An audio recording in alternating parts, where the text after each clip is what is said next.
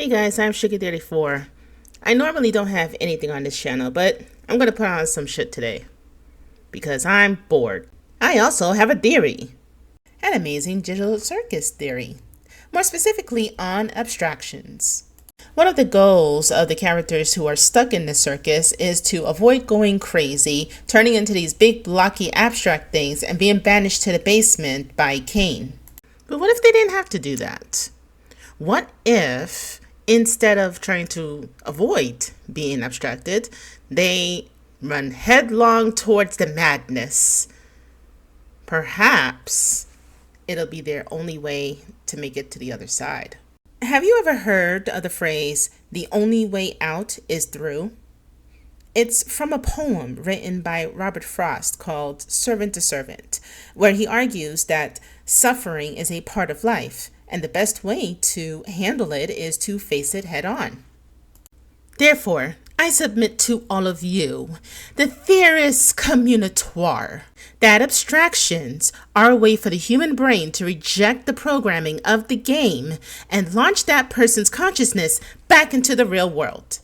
In the game, the characters can't seem to remember their real names, but they could remember certain aspects of their past lives. Perhaps that's a part of their mind that's still trying to get out. So sometimes, depending on how badly they want to leave, the exit door appears. Yeah, remember that exit door that appeared in the first couple of episodes and nobody ever talks about or even remembers there ever being an exit? You know, the one that Kane is trying to hide from everybody, including Palmy. That door could very well be a marker to, or some sort of sign to let the characters know that they are this close to getting out. But there's something holding that part of their brain back, something distracting them from thinking about their real lives, and that something could be Kane. Think about it. The whole goal of his programming is to entertain anyone who is playing the game. Think about how much he seemed to really need Palmy to forget she even saw a door. Think about how the other characters don't seem to know what she's even talking about, even suggesting that she might be going crazy like Kaufmo. Kane claims to not have control over their minds, but we've discovered that that is not quite true, especially when he can just out of nowhere make Jax a vegan. He could have easily made the group forget the door even existed, but unbeknownst to him, Kaufmo fought against it. Kaufmo was shown to be the only one in the circus to talk about the exit. Perhaps due to his obsession with finding the door, he wrote all over the walls of his room, not because he was going crazy, but to remind himself that the exit existed.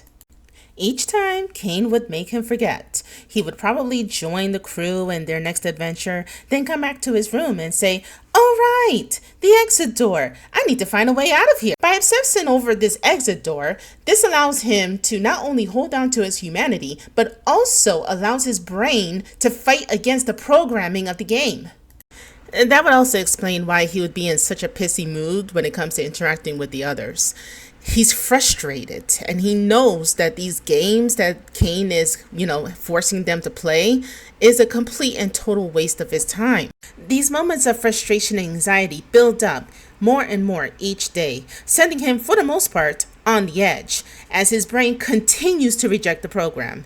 Eventually, aspects of the real world start to bleed through into his subconscious, kind of like waking up from a dream. At the same time, he quickly loses the physical form of his avatar until one day he can no longer see the digital world, but the old office building where he had first tried on that headset. Therefore, our friend Kaufmo, along with hundreds, maybe thousands of other people who met the same fate, are now safe and sound in our world, having escaped their digital nightmare. Meanwhile, his avatar, having outlived its usefulness, has turned into raw, corrupted code, sort of like a virus. Kane basically does his job and puts the code away in the basement, where he can later wipe it clean and incorporate it back into the game.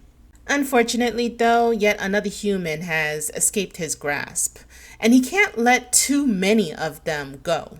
So what does he do? He hides the exit door so that no one else can get out. As long as there are humans that are still inside the game, there is a reason for Cain to do what he was programmed to do. There is a reason for him to exist. Now, I know there are certain aspects of this theory that might not hold water, or may even be completely and totally destroyed as we come closer and closer to the end of the series. But I want to be optimistic for once. I'm not optimistic very often, but I want to be optimistic in this case that all the people that abstracted in the Amazing Digital Circus are out there living their normal lives. I would also like to think that some of them are out there on Instagram or YouTube or TikTok or Facebook trying to expose Cain and Abel for their malpractices when creating the game. I'd like to think that Queenie's out there. Yes, Queenie, Kinger's wife. I would like to think that she's out there trying to figure out a way to get her husband out.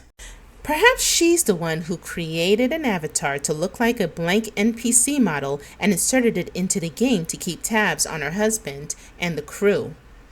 Perhaps she is the reason why Cain doesn't want any of the crew members to interact with NPCs outside of his adventures. Honestly, I think this would be a really cool twist. It would also put a nice little happy ending to this entire thing. But what do you guys think? Comment, subscribe. Let me know what you think about my little theory here. I'm always willing to listen, just as long as you're not being a jerk about it.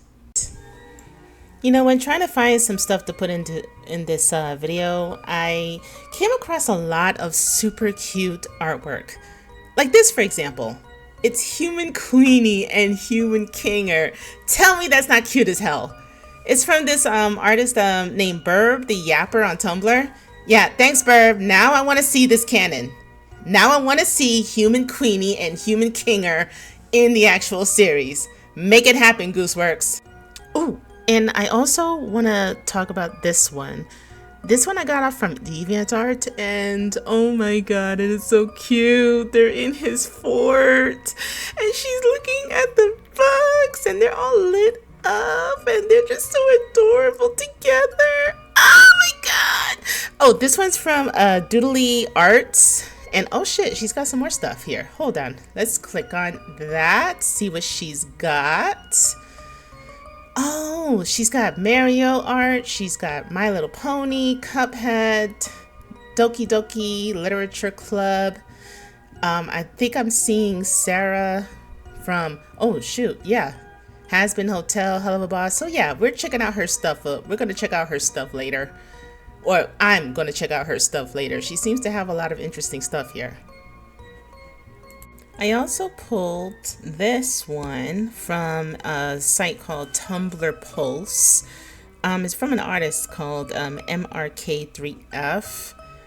And I gotta tell you, this is absolutely adorable. I absolutely love it. Kinger spending some quality time with his abstracted wife. Super cute. Oh, and before I finish this whole thing out, this video right here is at least a year old. So if you haven't checked it out by now, what are you waiting for? It's Kaufmo, the Amazing Digital Circus fan film by Bronxy.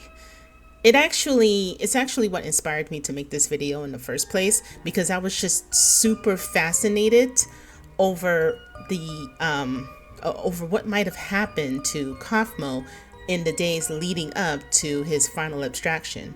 So yeah, give it a watch.